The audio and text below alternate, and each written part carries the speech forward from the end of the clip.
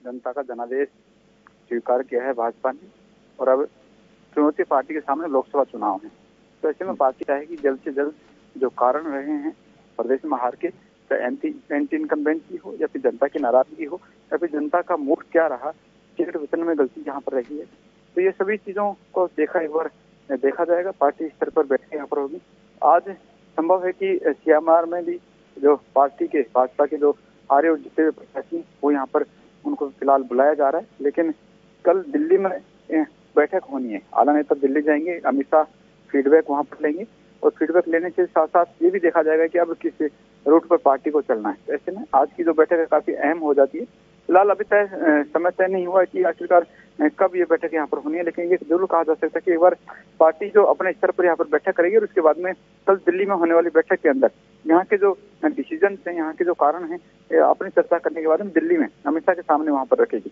तो एक तरह से कहा जा सकता है कि पार्टी हार जरूर गई है, लेकिन जल्द ज्यादा समय नहीं है पार्टी के सामने, क्योंकि लोकसभा चुनाव में जाना है, लोकसभा की तैयारी करनी है। 25 सीटें राजस्थान से हैं और फिलहाल भाजपा के पास में जो है वो 25 सीटें हैं। हालांकि उपचुनाव में जरूर अलवर और जो अजमेर की सीटें वो कांग्रेस ने जीत ली थी, लेकिन एक बार जब लोकसभा के चुनाव हो जाए तब 25 सीटें भाजपा के खाते में गई थी। तो ऐसे में पार्टी एक रणनीति बनाएगी और रणनीति बनाकर चुनावी मैदान में फिर से राजस्थान में उतरेगी।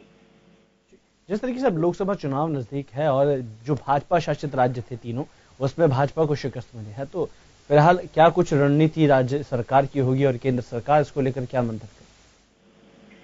देखिए, केंद्र सरकार की अगर रणनीति की बात की जाए, केंद्र सरकार से हमने देखा था कि राजस्थान के रण में पीएम नरेंद्र मोदी, राष्ट्रीय अध्यक्ष अमित शाह और आला जो नेता थे, अलग अलग प्रदेशों के जो मुख्यमंत्री थे, केंद्रीय मंत्री थे, पूरे चुनावी रण में उतरे, लेकिन भाजपा के रथ को जीत तक नहीं पहुंचा पाए। तो ऐसे में पहले पार्टी का फोकस यही होगा कि आखिरकार उस गलती तक पहुंची जाए, उस कारण तक पहुंचा जाए जो कि पार्टी को डैमेज कर रहा था। कार्यकर्ताओं में जोश नहीं कर पाया, कार्यकर्ता उस जो कवायद होनी चाहिए थी जीत की वो पूरी नहीं कर पाए। तो ये वजह क्या रही? पहले तो पार्टी अपने स्तर पर उस वजह को यहाँ पर तलाशेगी, उस वजह को यहाँ पर ढूंढने का प्रयास वहां पर करेगी और फिर उसको दुरुस्त करने का प्रयास करेगी, क्योंकि मई के अंदर लोकसभा चुनाव है और ज्यादा समय पार्टी के पास में नहीं है। 4 महीने का समय अगर पार्टी के पास में रहता तो इस दौरान पार्टी को काफी कुछ हद तक दुरुस्त भी करना पड़ेगा, संगठन को भी मजबूत करना पड़ेगा। तो जनता के बीच में मैसेज देने की कवायद होगी कि विधानसभा चुनाव में जनता ने भले उनको मैंडेट नहीं दिया हो, लेकिन लोकसभा चुनाव में भाजपा को मैंडेट दें।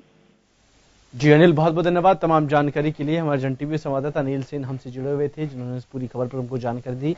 तो आपको बता दें कि आज भाजपा में आज जो मुख्यालय है वहां पर बैठक होगी। उसके बाद सीएमआर में भी मुख्यमंत्री जो राजस्थान की रही है वो भी आज इसको लेकर बैठक ले सकती है। तमाम चीजों को लेकर भाजपा मंथन करने वाली है। हार के क्या कुछ कारण रहे उनको भी जानेगी और जो विधायक जीत कर आए हैं और हार कर आए हैं उन्हीं से भी फीडबैक लिया जाएगा कि आखिर क्या कुछ कमियां और क्या कुछ जिम्मेदारियां हार की उनकी तरफ से रही गई है।